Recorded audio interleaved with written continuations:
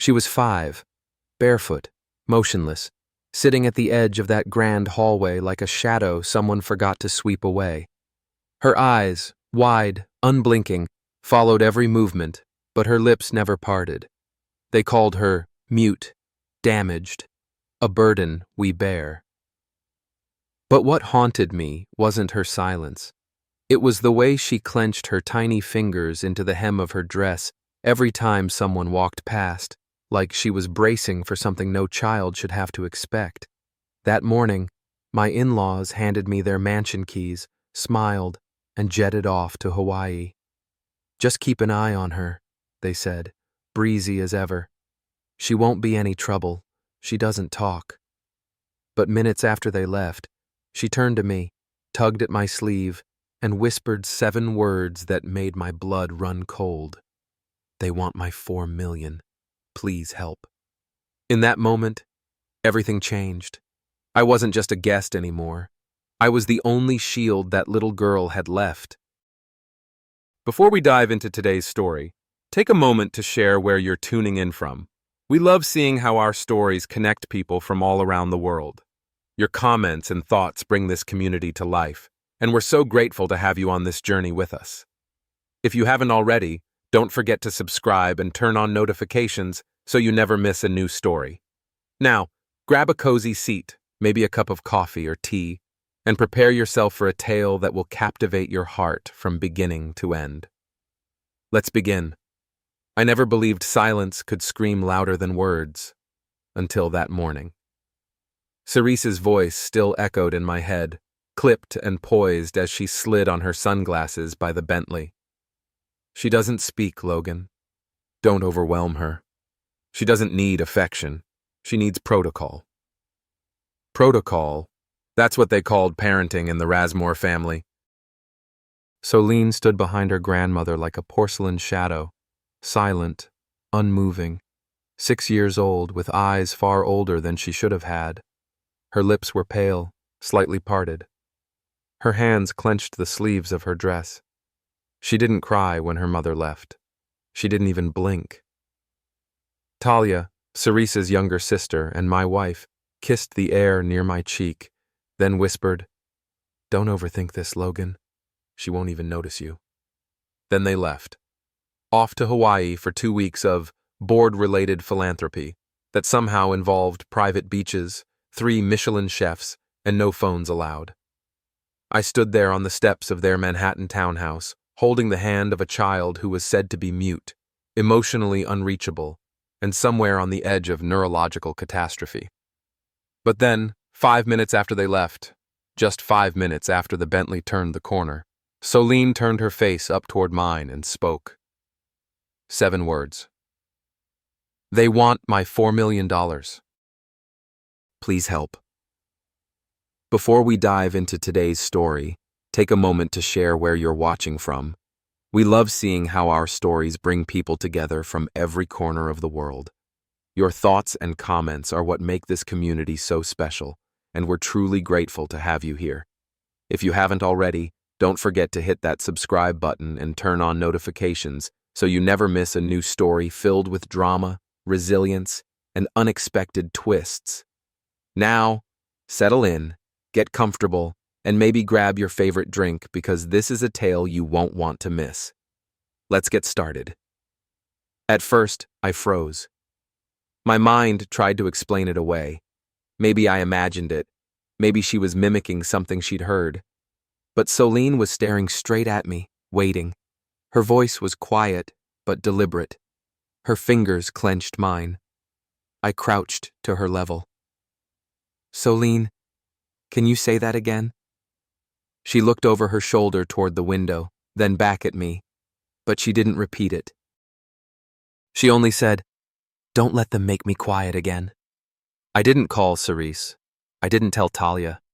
Something in me, something I hadn't trusted in years, told me that if I said anything, I might never hear Soline speak again. Instead, I took her inside. The townhouse, though pristine, felt like a mausoleum. Soline's room was overly tidy, stripped of color. Her toys were still in their boxes. The books were untouched. A baby monitor blinked from the bookshelf. Odd, given her age. I asked her what she wanted to eat. She shrugged. I offered pancakes. She whispered, "Only if you make them." I made the pancakes. She ate 3. That night, while she drew quietly on the floor, I started researching. Cerese's late husband, Alaric Resmore III, had died under vague circumstances. A fall during a yacht trip in Sicily, no public autopsy, no formal inquiry. He'd left behind an estate estimated at over $90 million. His will had one unusual clause. His entire personal trust, valued at roughly $4.2 million, was designated solely for Soline, not in Cerese's name, not managed by Talia. It was set to be released to Soline upon her 7th birthday, unless she was medically declared incapacitated. Soline was 6.5. I felt a chill run through me. I went back to her room. She was asleep, curled up with a stuffed fox I hadn't seen before, probably something she found in storage. I checked the baby monitor. It was connected to a Wi-Fi signal labeled Rasmore Secure. But what caught my attention was the blinking light. It wasn't transmitting just audio, it had recording capability. I unplugged it. The next day, I watched her more closely. Soline didn't just talk. She whispered in short phrases when she was sure no one else could hear. She refused to speak in the presence of the housekeepers. She locked the door during her bath. She began opening up to me in pieces. They don't like when I talk too much. I pretend I don't know things. I'm not allowed to cry unless someone's watching. The way she said these things, disconnected, almost like she was quoting rules burned into her memory, made my stomach twist. By day 3, I had installed 2 discrete nanny cams, one in the living room, one in her bedroom. I also called Julian, my closest friend and private investigator, and told him everything. Look into the trust. I need to know who benefits if Soline is declared incapable, I said. Julian paused on the line. Logan, be careful. If this is what it sounds like, you're up against a fortress. I don't care. If she's telling the truth, I'm not leaving her alone in this house again. That evening, Soline sat at the kitchen table while I read her a story. She interrupted me mid-sentence. Do you believe me? I stopped. Yes, I do. She looked away. No one else ever did. A long silence passed. They gave me something once, she said finally. After my father died, it made me sleep. I told a teacher once. She got fired. I nearly dropped the book. You told a teacher? When? In London. I was little. Grandma said it was just a misunderstanding. I checked the Rasmore Foundation's school donation history. In 2022, they donated a grant to the London Prep Academy where Soline was enrolled. Weeks later, her teacher was no longer listed on the faculty page. On the 4th day, Talia called. Is she eating? Is she acting strange? I kept my voice neutral. She's quiet. Talia hummed, pleased. Good. Keep her that way. Don't give her ideas. What kind of ideas? You always ask the wrong questions, Logan. Then she hung up. That night, I checked the nanny cam. In one clip, Soline stood up in her room, walked to the mirror, and whispered, Daddy said protect myself. I'm trying. I didn't sleep. By sunrise, I'd packed a go bag for both of us and called Julian. I need you to look into a French doctor named Petra Gregoire. She was brought in to evaluate Soline 2 months ago. Julian responded fast. Petra's connected to Cerese's European board, multiple closed-door cases, 1 medical malpractice suit in Belgium, settled quietly. I felt my jaw clench. At 8:15 a.m., Soline woke up and sat beside me on the couch. No cartoons, no stuffed fox, just her hand resting on mine. Are they coming back today? She asked. No, I said. But we're not staying here either. Are you scared? I paused. I'm angry. Good, she whispered. Then you'll listen. I leaned in. To what? She stared at the wall for a long moment, then looked me dead in the eyes. They're not going to stop. Not unless we stop them first. I never thought silence could scream so loud. It started the moment Cerise and her parents left the penthouse. 1 minute, Solane sat stiff and mute on the velvet couch, her eyes dull, hands folded. The next, she stood, wobbly but determined, walked straight toward me, clutched my wrist, and said 7 words that cracked open everything I thought I knew. They want my 4 million. Please help. I froze, not because of what she said, but how she said it. Clear, crisp, no hesitation, no trace of a disorder, no signs of trauma blocking her voice, just urgency, honesty, and fear. I knelt down, looked into her eyes. Solane, I said softly, can you say that again? She shook her head and whispered, they'll hear me. Who? I asked. She looked toward the door. Her lips tightened. Cerise. And the witch with the perfume. Talia. Everything started clicking.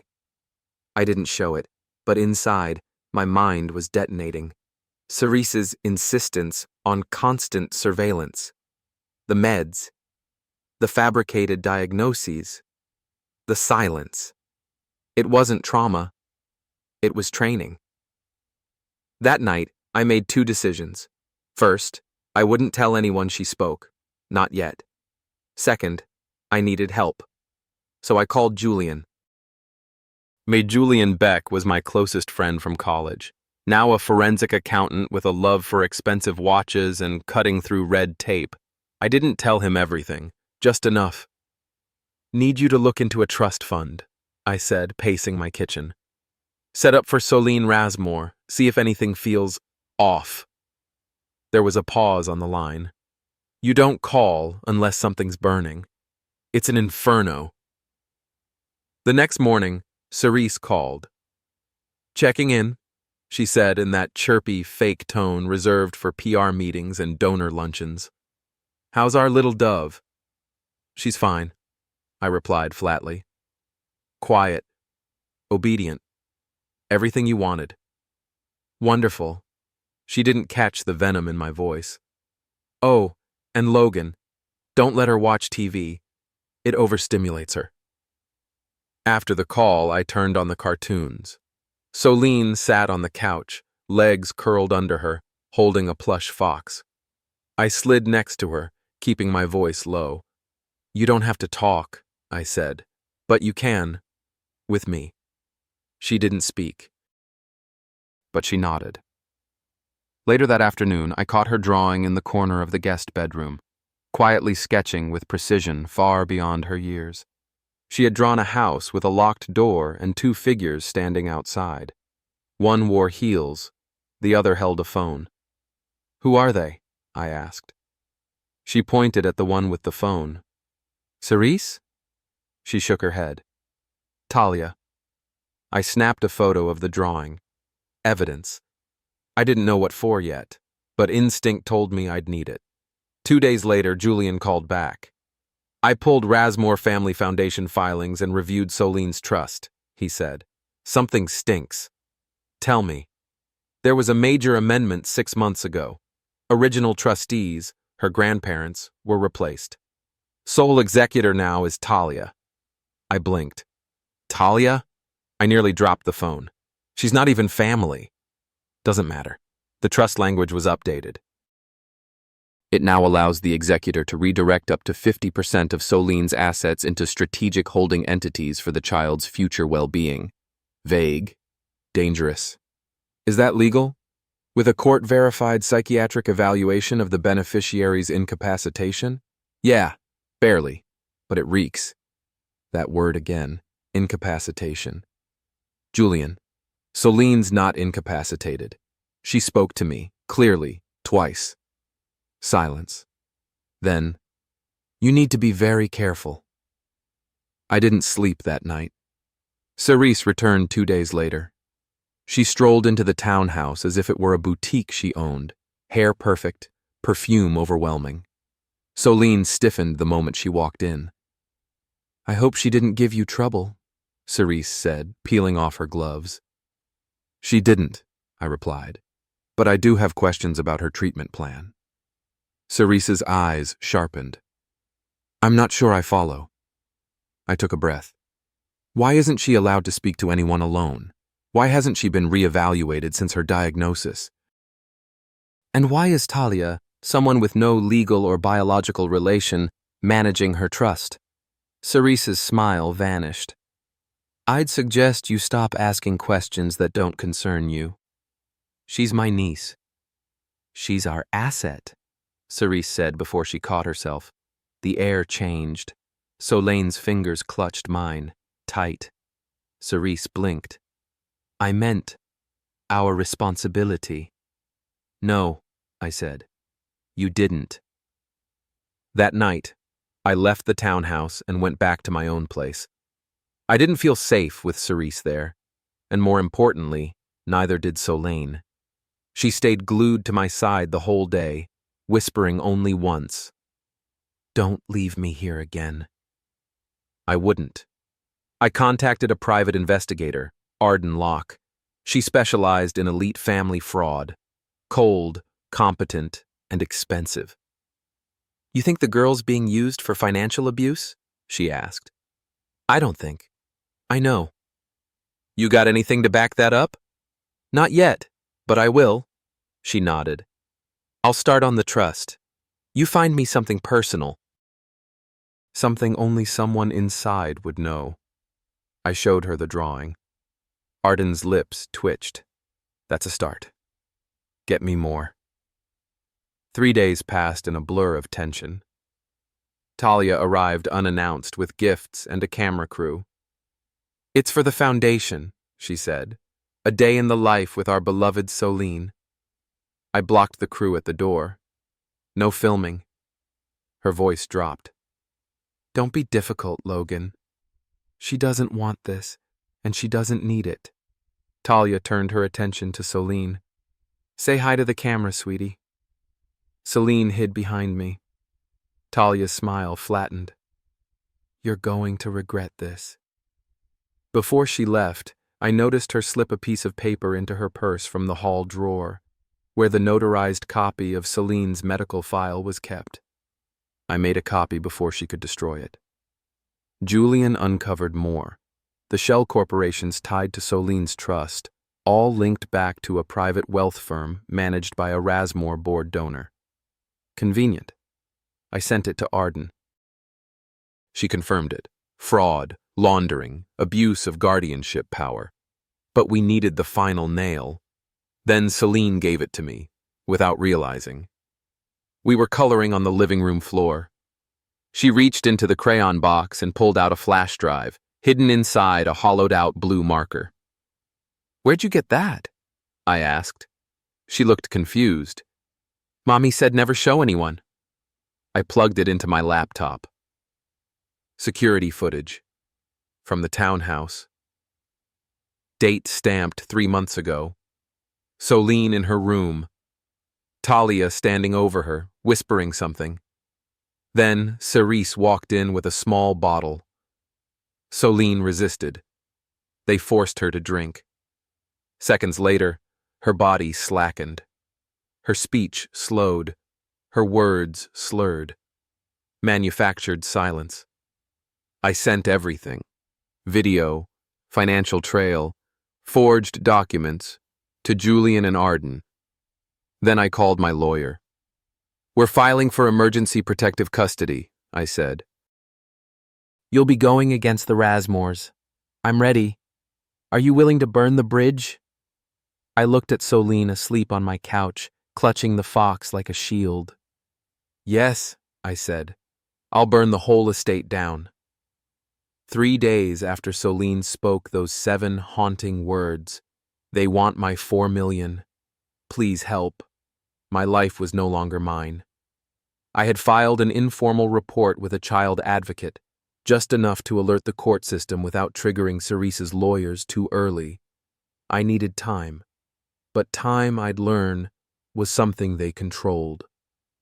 That morning, I walked into the townhouse to find Cerise seated calmly on my leather sofa like she owned the building. No warning, no invitation, just her presence, surgical and silent. Soline was upstairs with the nanny, unaware her grandmother was laying the first stone of a warpath. Cerise crossed one leg over the other and set down her tea. "Logan, you've been acting erratic." "I think you're overwhelmed." I sat across from her, jaw tight. "I think your definition of erratic is anyone who doesn't let you rewrite reality." She smiled, unshaken. "We're bringing Soline back to the Rasmore estate. You've had your time." I stood up. "You don't get to decide that.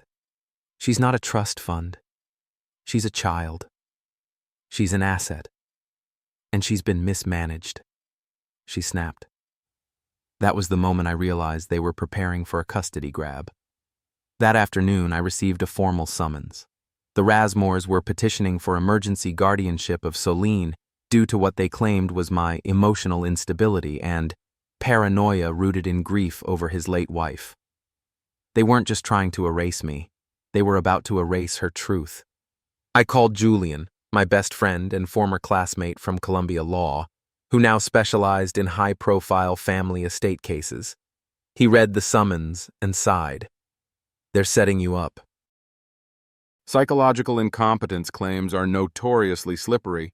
All they need is a court-approved psychiatrist to paint you as overattached or delusional. I'm neither. I know, but that won't matter. If they control the narrative, they control the outcome. We need to flip the narrative, and fast. So, we built our plan. I installed security cameras inside the townhouse, every room, every hallway, everything, with Soline's safety and truth in mind. That night, I recorded her again. She didn't know I was watching. She whispered to her stuffed fox, "I don't want to go back. Don't let them take me. Please." Her words weren't just haunting. They were legal ammunition. Julian and I began filing a counter motion, requesting a full psychological review of Cerise. Meanwhile, I discovered Soline's original pediatrician had been let go by the Rasmore Foundation the week after her selective mutism diagnosis. Coincidence?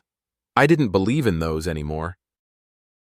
Talia showed up unannounced the next morning, heels clicking through the marble foyer like a metronome for chaos. She didn't come to apologize. She came to finish what Cerise started. "You're not thinking clearly," she said, tossing her sunglasses on the kitchen island. "No, Talia, I'm thinking more clearly than I ever have. That's what scares you." She moved closer, lowering her voice. "You're forgetting who holds the leash. Soline is part of our estate. You're not." I took a slow step forward. "She is not an estate. She's a child. And she spoke. She's trying to save herself." Talia laughed, a cold sound with no real joy. "Spoke. Logan, if a child with a trauma disorder says something incoherent, that doesn't make it real. It makes you desperate." I opened the drawer and dropped a printed transcript on the marble. This is what she said, recorded, time-stamped, uncoached. Talia didn't even glance down. "You always were sentimental. That's why Cerise never trusted you. And that's why I'll win, because I don't use children as currency." Her eyes hardened. "You'll regret this." She walked out. But I knew now. Cerise might have built the empire, but Talia was the one who burned bridges, and she was about to burn herself with it. The Rasmore estate no longer felt like a fortress. It felt like a staged illusion, and now the curtains were trembling. Ever since the gala, where Soline's quiet whisper, just 7 words, was caught by a hidden microphone, things began to shift. Not in a thunderous, explosive way, but subtly, dangerously. the kind of shift that brews just under the surface before erupting. Cerise Rasmore didn't scream or throw glasses. She simply responded the way powerful people do, by tightening her grip. The first change came swiftly. Soline's therapy sessions were canceled with no explanation. In their place, Cerise brought in Petra Gregoire, a French psychiatrist with glossy credentials, vague affiliations to royalty, and a gaze that never blinked. Within 20 minutes of observing Soline, Petra issued her diagnosis: delusional fabrications rooted in trauma-driven fantasy. In less clinical terms, Soline was lying. I knew better. Soline didn't say much. She rarely did, but she watched, constantly. The kind of watchfulness born from fear, not curiosity. And when she whispered the truth to me weeks ago, she had done so not out of playfulness or imagination, but desperation. Petra's assessment wasn't just wrong, it was deliberate. I challenged Petra in the study on her second day. You arrived, met her for less than an hour, and called her a liar. Petra's reply was emotionless. Clinical detachment is not cruelty, Mr. Cole. It's precision. I leaned forward. No, it's cover-up. She didn't blink, didn't flinch. Just offered the kind of faint smile that said, "You've already lost." Cerise watched our exchange from the fireplace, her expression unreadable, but I noticed the slightest twitch at the corner of her mouth when I walked out. Triumph. Days later, Talia arrived at the townhouse, unannounced. She wore a white silk robe, hair pulled back, holding a latte like it was a trophy. She didn't knock. She walked in like she still owned the place. You still playing hero, Logan? She said, sipping casually. Still think she's your problem? I ignored her. I was scanning over some financial documents Cerise had left behind by mistake.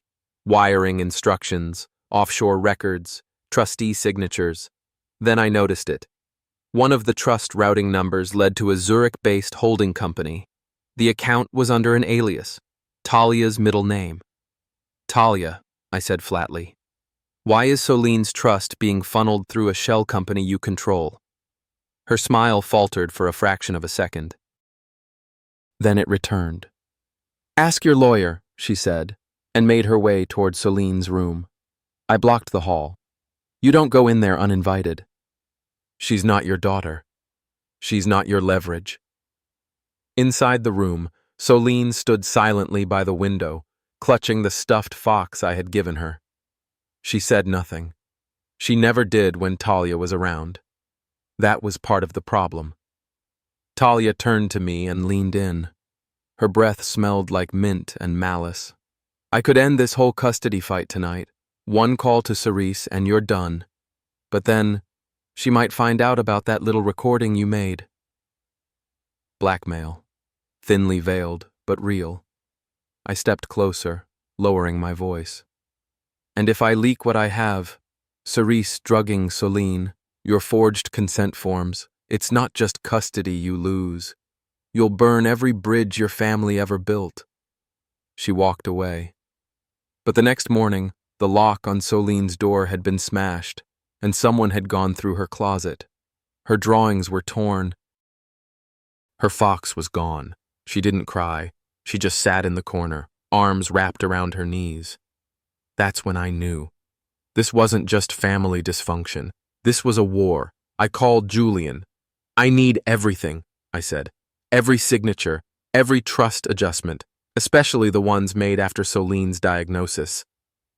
3 days later, he sent me a photo, notarized by Petra, dated a month after Soline was declared mentally unfit. Illegal. If Soline was mentally unfit, she couldn't legally authorize financial documents, which meant any trustee amendments under her name during that window were fraudulent. Petra hadn't just misdiagnosed her. She had helped steal from her. It was our opening.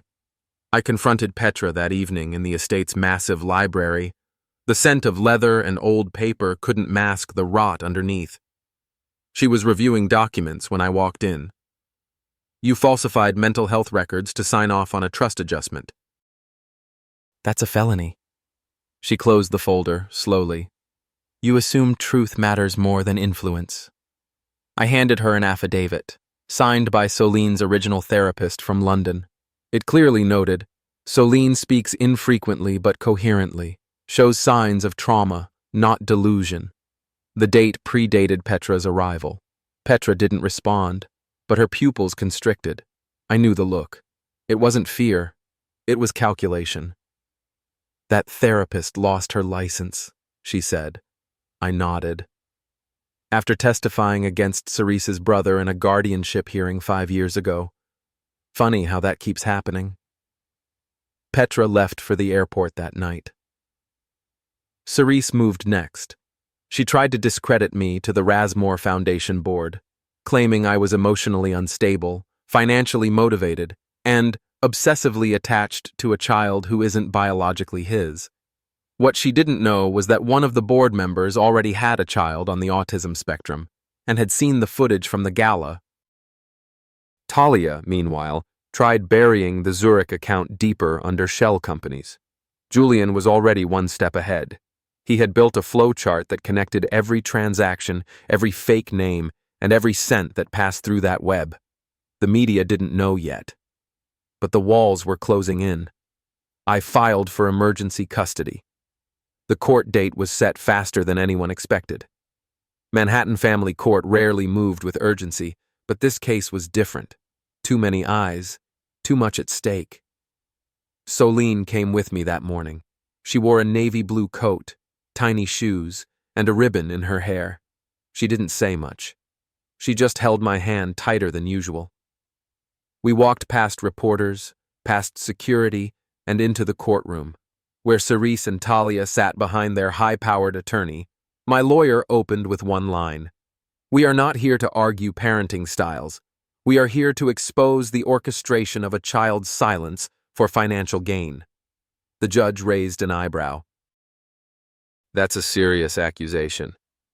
We presented the notarized trust adjustment signed post-diagnosis audio of Petra calling Soline mute, while Soline whispered 2 feet away.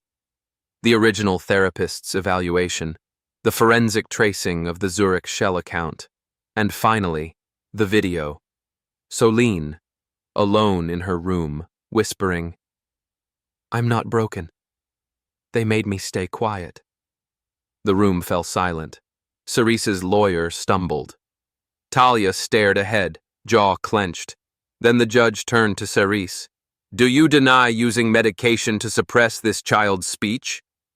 Cerise stood, voice trembling but defiant. I protected our name, our family.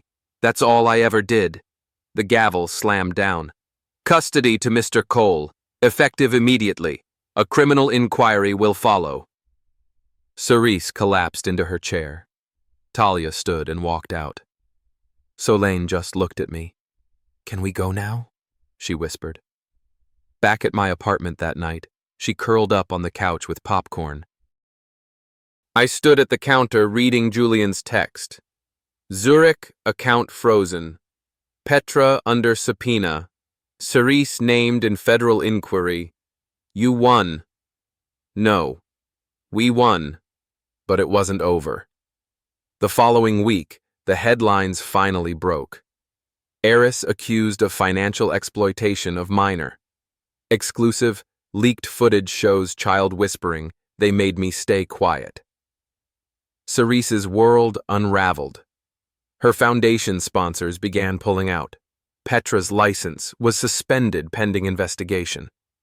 Talia was called in for questioning by Swiss authorities regarding the Zurich fund. And Soline? She slept through the night for the first time in months. But there was one more thread. A package arrived at my office. Anonymous. Inside, an envelope. No return address. It contained a USB drive and a single handwritten sentence. This isn't just about her. I plugged it in. It was a video. Surveillance footage from a private boarding school. Soline wasn't in it, but another girl was. Cerise had done this before. I stared at the screen for a long time. Then I picked up the phone. Julian, we need to open another case. The morning of the custody hearing began in silence, not because there was peace, but because the air was heavy with consequence. I sat on the edge of the leather couch in Julian's office, the Manhattan skyline blinking faintly through the fog behind him. Solene was in the adjacent room with Mira, drawing something with crayons she never used at the estate. Something about her posture told me she knew what today meant. Maybe not legally, but emotionally. Kids know when something permanent is about to happen, especially kids like her, silent, observant, absorbing everything. Julian adjusted his cufflinks. They're going to come hard today. Cerese's lawyers submitted a supplemental brief at 2 a.m. arguing that you manipulated Solene with emotional dependence. Projection, I said flatly. Yes, but it'll muddy things. They're betting the judge won't want to touch psychological complexity. They drugged her into silence, Julian, he nodded. And we have every receipt to prove it. But this is Manhattan Family Court. Judges here don't just weigh evidence, they weigh image. I stared at the sealed manila folder in front of me. Inside were transcripts, wire transfers, psychiatric notes, Petra's forged capacity statements, and 3 affidavits from former Rasmore staff. Everything we had risked was documented. Everything they had silenced was about to be spoken. Julian stood. We're not walking into a courtroom, Logan. We're walking into the mouth of a very old, very polished machine. But for the first time, we have a chance to break one of its gears. I looked through the glass and met Solene's eyes. She didn't blink, just offered me a barely perceptible nod. It was time. Family court wasn't glamorous. No polished oak benches or mahogany panels like in the movies. Just beige walls, overused chairs, and a judge whose robe looked like it hadn't been replaced in a decade. But the silence in that room as we entered, it carried weight. Cerese sat at the opposite table, pristine in a gray power suit, her expression calculated and cold. Talia flanked her, eyes narrowed, radiating that same poisoned superiority she had always used like perfume. I sat beside Solene. She wore a simple navy blue dress, her hair braided to the side by Mira. She didn't speak. She didn't need to. The judge looked at the initial filings, then at both counsels. We're here today to hear the emergency petition filed by Logan Cole, challenging guardianship and requesting full custody of Solene Rasmore. Are both parties prepared? Julian rose. We are, Your Honor, and will be submitting additional evidence relevant to the urgency and integrity of the matter. Cerese's lawyer, Miles Braxton, objected immediately. Your Honor, we question the admissibility of any last-minute evidence introduced outside procedural deadlines. The judge didn't even glance up. Noted. We'll allow it. These are serious allegations. Braxton sat back, scowling. Julian approached the podium and began, Your Honor, this case is not about disagreement over parenting philosophy. It's not even about who can offer the child more resources. This is a case of systemic psychological abuse, financial manipulation, and medical fraud. He passed the folder to the court clerk. Our evidence will show that the Rasmore family, led by Cerese Rasmore and aided by Dr. Petra Gregoire, falsified psychiatric evaluations, suppressed therapeutic findings, and used chemical sedation to fabricate the perception of a nonverbal disorder in order to maintain sole control over Solene's trust. There was a murmur in the room. Cerese didn't move.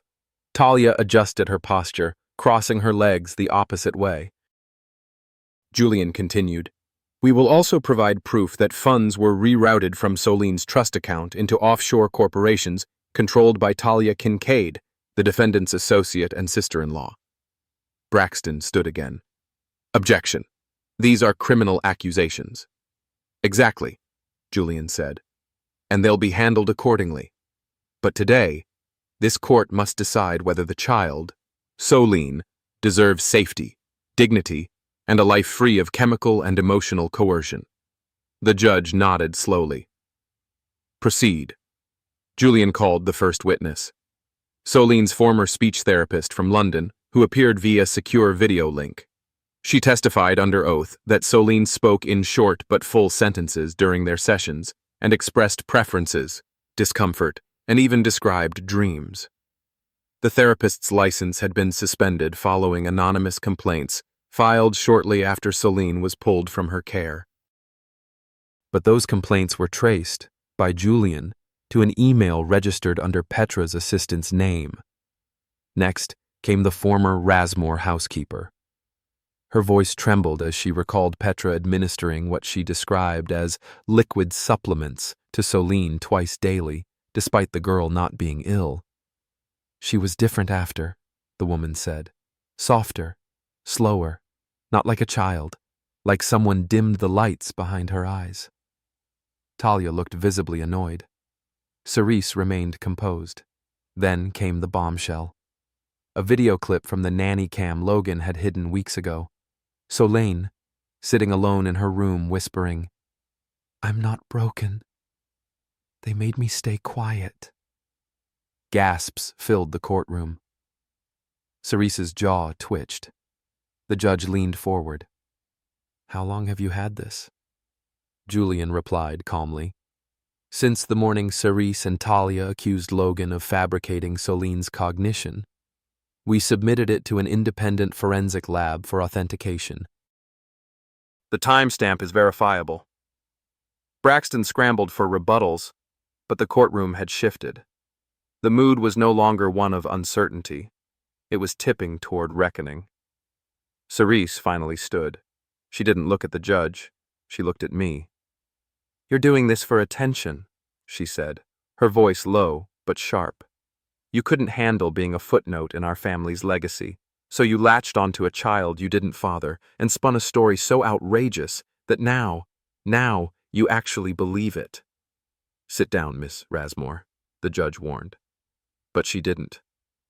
"That girl is a Rasmore. Do you know what that means? We built this city's arts foundation. We've sat on the boards of hospitals, universities, preservation councils, and you think a discarded architect with a bleeding heart gets to dismantle that?" "She's not your legacy," I said. "She's your daughter." That word cracked something in her. For a flash, just a second, I saw the shadow of a woman who had once, maybe, tried to be a mother. But it vanished quickly, replaced by frost. "She was a symbol," Cerise said, "of what we survived. And you made her a weapon." The judge held up his hand. "Miss Rasmore, this court does not recognize symbolic parenting as a valid defense for sedation, fraud, and psychological abuse. Sit down, now." Cerise lowered herself slowly. Talia didn't even look at her. Then came the final wave. Julian stood and walked toward the bench. "Your Honor, in closing, we submit one last document. A notarized letter authored by Dr. Petra Gregoire, dated 3 days ago and delivered to our office through her legal counsel." He handed it to the clerk. The judge read it in silence. Then again, his expression hardened. Petra's letter admitted her role in falsifying the mental capacity report, stating that she did so under explicit pressure from Cerise Rasmore and with the promise of long-term financial reward. She further admitted that Talia coordinated the Zurich transfer schedule and provided a falsified behavioral report to support the amendment of the trust. There it was, everything laid bare, no way out. The judge turned slowly to Cerise. "Do you wish to respond?" She didn't. She just blinked once and reached for her water glass with shaking fingers. "Talia Kincaid?" the judge asked. Talia raised an eyebrow. "I decline to testify." The judge nodded. "So noted." Then came the ruling. In light of the overwhelming evidence, this court hereby grants full and permanent custody of Soline Rasmore to Mr. Logan Cole, effective immediately. All rights of guardianship are revoked from Ms. Cerise Rasmore and Ms. Talia Kincaid. Furthermore, This court refers the financial documentation and medical affidavits to the district attorney's office for criminal inquiry. The gavel came down hard. The courtroom didn't move. Cerise exhaled as if the ruling had gutted her lungs. Talia stood up and walked out without a word. Back in the hallway, I knelt down to Soline's level. "You did so well today," I whispered. "You don't have to say anything." She looked at me, eyes wide, soft. Then, with a movement so small I almost missed it, she reached into her coat pocket and handed me a folded piece of paper. It was a drawing. 3 stick figures. 1 tall, 1 medium, 1 small, all holding hands. There was a fox at the bottom. Soline tapped the tall figure. Then she looked at me. My throat tightened. I couldn't speak. She didn't need me to. The courtroom cleared out slowly. Reporters hovered outside, hushed voices chasing sound bites. But inside, it felt like a storm had passed. One that had left Cerise hollow and cracked, and me, bruised but standing.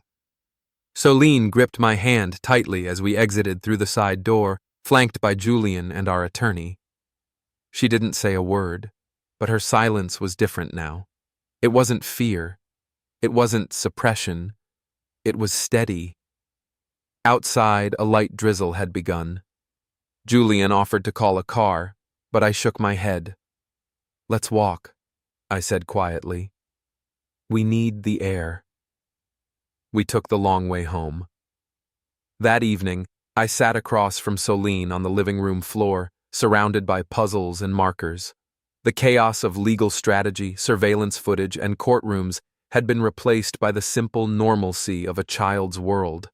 And yet, the weight of what had just happened hadn't fully lifted. Not yet. I got up and walked into my study, shutting the door behind me. For the first time in months, I opened the safe behind the bookshelf. Inside were 3 things: the original trust documents Cerise had tried to destroy, my resignation letter from the architectural firm I once built, and a photograph.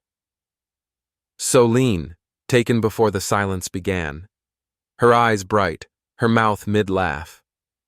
It hit me, then. They hadn't just tried to take her voice, they tried to take her future. And I wasn't done yet. By morning, the fallout had begun.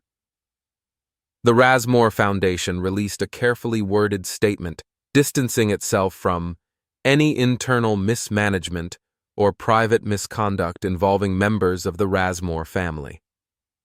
Donations plummeted within 24 hours. The New York Medical Ethics Board launched a full investigation into Petra Gregoire, freezing her license across all states and issuing an international alert. Her lawyer tried to negotiate leniency, but the DA was already preparing charges for fraud, malpractice, and conspiracy to commit financial abuse.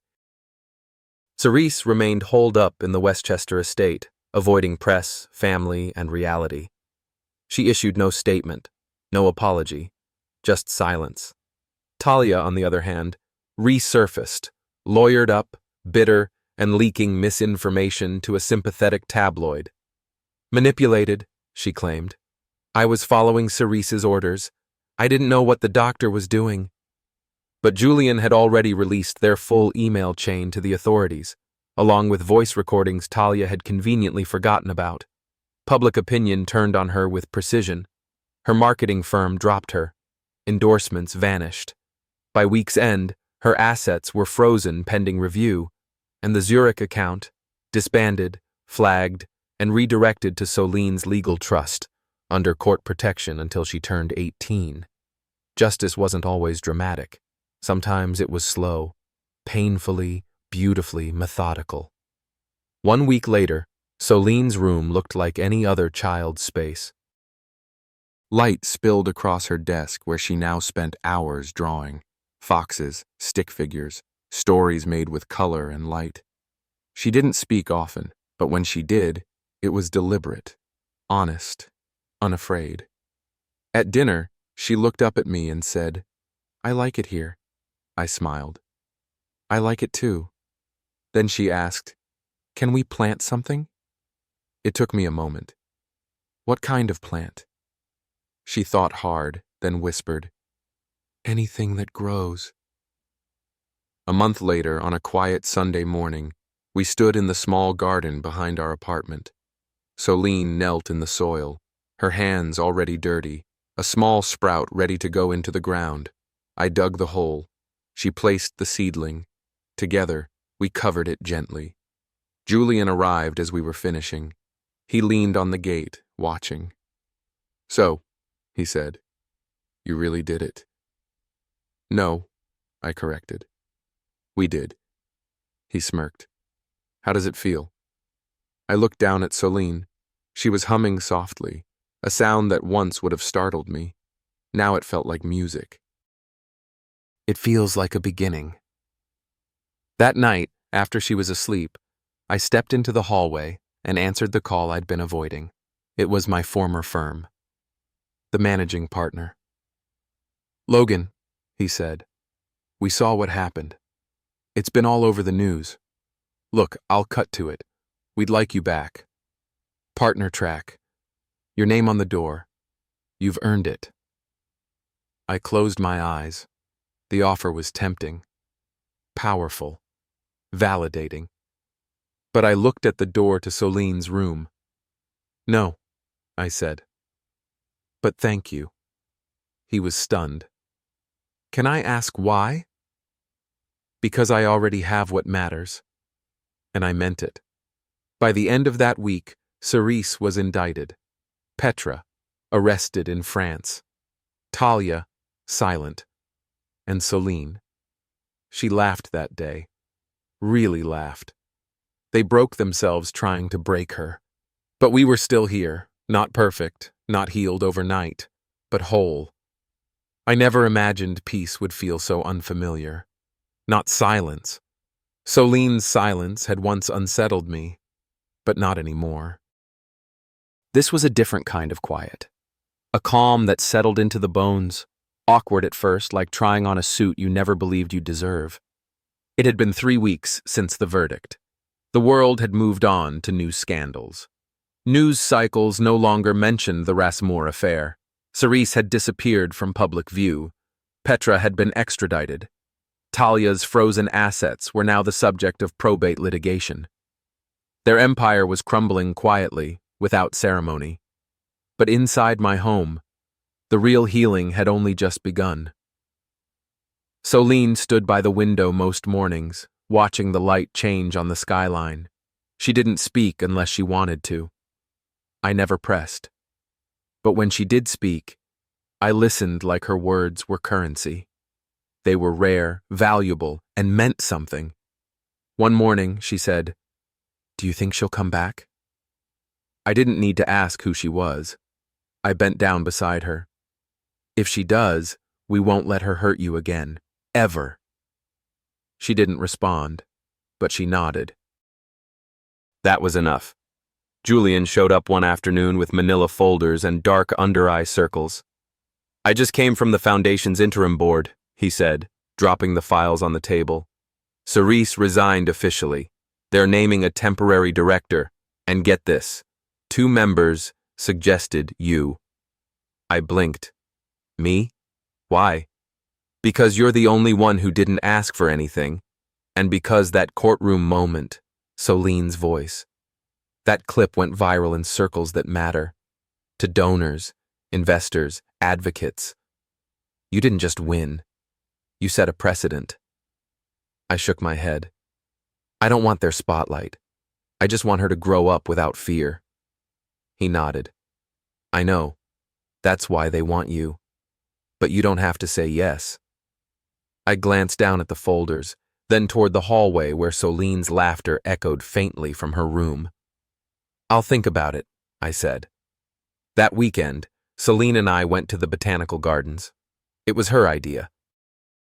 She wanted to see the orchids, the ones that only bloomed in July. We walked the paths slowly.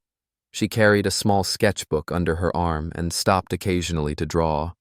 Sometimes I knelt beside her and watched. She never said what she was thinking, but I could read it in her pencil strokes, the way her lines curved delicately. the way her fox drawings now smiled instead of curled into themselves. As we reached the orchid house, she tugged on my sleeve and whispered, "This is what I want to be like." I crouched beside her. "You want to be an orchid?" She nodded. "They don't bloom all the time, but when they do, everyone notices." I swallowed. "That's beautiful." She looked up at me, eyes steady. Was I broken? The question split the air between us. I inhaled slowly. "No, you were never broken. You were just unheard." She leaned her head against my shoulder. We stayed like that until the sun shifted and the conservatory began to empty. The next day, I finally opened the last letter Petra had sent, postmarked the day she fled to Europe, discovered in my mailbox weeks late. It wasn't an apology. It was worse. A list of names, medical contacts, financial associates, people she claimed were just doing their jobs. She included a line at the end. "When all of us follow orders, who bears the blame?" I stared at the words for a long time. Then I burned the letter. The call came late in the evening, just after Soline had gone to bed. I recognized the number. Julian again. "Turn on channel 3, he said, his voice tight. I reached for the remote, flipping the screen to the local news. The image came into focus. Cerise Rasmour, stepping out of a federal courthouse, sunglasses on, face impassive. Behind her, 2 agents flanked her shoulders, guiding her to a waiting vehicle. The headline below read, "Rasmour heiress indicted on fraud, child endangerment, and medical malpractice conspiracy." I sat down slowly. Julian's voice returned in my ear. "They're going forward with full prosecution. Petra's cooperation helped. They have dates, payments, off-record conversations. It's airtight." I closed my eyes for a moment, not in triumph, in exhaustion. "She'll do time?" I asked. "At least 5 years, maybe more. And the foundation's been ordered to restructure. Independent oversight, full compliance, everything. Talia's out of the financial picture entirely. The Zurich money is being returned to Soline's trust, under neutral guardianship. And Petra? She's trading everything for leniency. She'll never practice again." I nodded. Good. Then I asked the question I had held back for weeks. Did she ever love Soline? There was silence on the line. Finally, Julian said, "I don't think she ever knew how." Later that night, after the dishes were cleaned and the news had faded to weather reports, I sat on the floor beside Soline's bed. She was still awake, staring up at the glow-in-the-dark stars I'd let her stick to the ceiling. "Today was a big day," I said gently. She nodded, but didn't speak. I leaned back on my palms. "I don't know what you remember about before, but what's ahead, what we build now, it's going to be real. No more hiding, no more being quiet." Her voice came like a breeze. "I remember everything." I looked at her. "Do you want to talk about it?" She turned to face me, brow furrowed in concentration, then said, slowly but clearly, "Not yet, but one day, in a book." That stopped me. "A book?" She nodded. "About a girl who was invisible, until she wasn't." I smiled. "Would you want help writing it?" "No," she said, then added softly, "But maybe you can draw the foxes." My heart cracked open again in the way only love, not pain, can do. I'd like that very much. A week later, I stood outside the Rasmour Foundation building for the final time. I wasn't here to take the board position. I had already declined, but I needed to see it, to feel the finality. Inside, they were already removing Cerise's portraits, taking down the plaques she'd forced into every hallway. Her legacy, undone piece by piece. As I passed the main atrium, I noticed a new display being installed, a series of children's drawings framed under protective glass. One of them stopped me in my tracks, a fox, drawn in light pencil, curved around a blooming orchid, and next to it, in wobbly handwriting, "I'm not broken." There was no signature, just a quiet symbol for those who knew. I stepped back, turned, and walked away. The city didn't change. It still pulsed and moved and glittered. The world hadn't paused for any of this. But I had. And now, I was ready to move forward again, not as a man seeking justice, but as a father building a life. Soline was waiting at the museum. It was our new Sunday ritual. She liked the quiet there, the way colors told stories without words. As I stepped into the sculpture garden, I saw her across the gravel path, sitting cross-legged by a marble bench, sketchbook in lap. She looked up. She smiled. She was free. And so was I. They say closure is a myth, that no amount of justice or truth can fully undo the bruises life carves into us when we're not looking. I used to believe that. I used to believe there were some scars meant to stay open, quietly, endlessly aching reminders of what we lost, what was taken, or what we never got the chance to protect. But sometimes, closure doesn't come as a door slamming shut. Sometimes, it walks in slowly, on quiet feet, wrapped in routines that look ordinary from the outside. A child's laughter, the sound of cereal pouring into a bowl, the hum of a washing machine in a home finally free of tension. It had been 6 months since the court ruling, since Cerise's mask cracked under oath, and Talia's silence became a confession in its own right. Since the day Soline walked out of that courtroom with her small hand in mine and never looked back. She had started speaking more, selectively, always, but when she did, her words carried weight. There was no small talk in Soline's vocabulary. If she spoke, it mattered. "Do people always lie when they smile?" she asked me once, mid-brushstroke on one of her watercolor paintings. I paused. "Not always, but sometimes, yes." She nodded.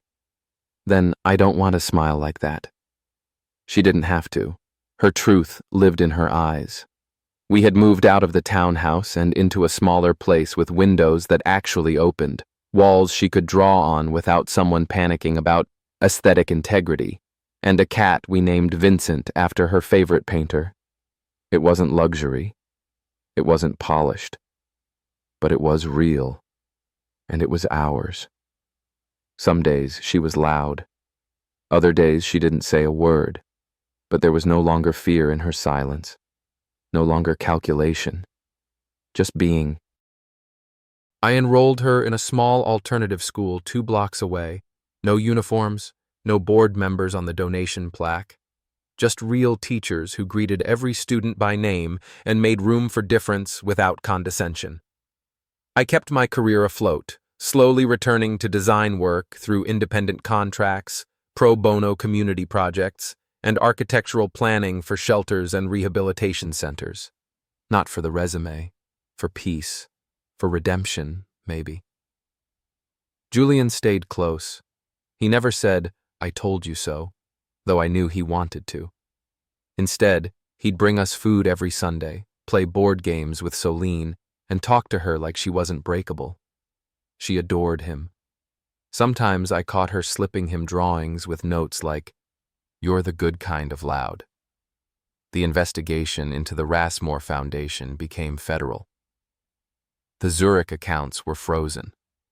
Petra fled to the Netherlands but was eventually detained under international fraud statutes. Cerise hired a PR firm to clean her name, but the story had already spun out beyond her control. She resigned from the board under pressure. Her name, once revered in elite philanthropy circles, now appeared on financial crime watch lists and whispered cautionary tales. Talia disappeared, physically and digitally. No trace. Not even Julian could find her. I wasn't sure if that unsettled me more than it relieved me. The truth was, I didn't care. I was done letting ghosts occupy my space. But healing, I learned, wasn't a straight line. It zigzagged, it stalled, it circled back. And sometimes, it came in moments so small you could miss them if you weren't paying attention. Like when Soline reached out and tucked her hand into mine without prompting while we waited in line at the grocery store. Like when she wrote a school assignment titled The Man Who Stayed, and I had to leave the room before the tears embarrassed her. Or when she painted a series called Noise, made up entirely of color blocks, red when she was angry, blue when she was unsure, gold when she felt safe. I found 5 canvases in gold tones stacked quietly in the corner of her room. "This one's named after you," she said, pointing to the largest one. I didn't ask which one. I didn't need to. One evening, after dinner, she asked me if we could go to the beach. "It's a long drive," I said, "and it's already late." "I don't want to swim," she said. "I just want to hear the ocean talk." So we went. We drove 2 hours in silence. Vincent curled in her lap, and when we got there, we just sat on the hood of the car, watching waves fold over each other like secrets they couldn't hold. "What do you think it's saying?" I asked. She tilted her head. "It's saying we made it." I looked at her small frame wrapped in a sweatshirt 2 sizes too big. At the girl everyone thought was broken, muted, manipulatable. She wasn't. She was whole. She had always been whole. It was the world that had failed to listen. Now, I listened. Always. I stopped chasing closure in thunderclaps or dramatic courtrooms. It came quietly. It looked like a child sleeping through the night without nightmares, like walking past a mirror and not flinching at the version of yourself that stared back. Soline once whispered, "I think it's okay now." What is? Everything. I didn't need any more than that. No dramatic proclamations. No final confrontations. Just this. A home that didn't echo with performance. A life built not on appearances, but presence. They took a lot from me. Time. Peace. Trust. But they didn't take my resolve. And they never touched the part of me that knew how to rebuild. Because love, when it's real, doesn't perform. It protects. It waits. It stays. And when you strip away the noise, the legacy, the names, the money, the manipulation, what's left is the only thing that ever mattered. Her. Us. Now, we live in a house with mismatched furniture, colored pencil marks on the walls, and cereal boxes on open shelves. And it's perfect. Because in this home, she's not a diagnosis. She's not a trust fund. She's not leverage. She's free. And I'm finally the kind of man who doesn't need an empire to feel whole. I just needed the silence to end, and for her voice to be heard. That was the victory. That was everything. Sometimes, silence isn't peace. It's the residue of fear, of being overlooked, dismissed, or controlled. And sometimes, the loudest noise in a person's life isn't sound at all. It's the quiet absence of love, protection, or truth. But healing begins the moment someone listens. Not to respond, not to fix, but to understand. And in that understanding, there is power. This story reminds us that justice doesn't always roar. It often arrives in steady footsteps, in a whisper of clarity, in the decision to stand firm when everything begs you to fold. It shows us that real strength isn't found in dominance or legacy. It's in choosing compassion over vengeance, integrity over power, and truth over silence. And most importantly, it tells us this: no matter how tightly someone tries to script your story, you always have the right to take the pen back, to write your own ending, to be free. Thank you for walking this emotional journey with us. If this story moved you, please leave a comment and share your thoughts. We'd love to hear from you. And if you haven't already, don't forget to subscribe and turn on notifications so you never miss another story that speaks to the soul.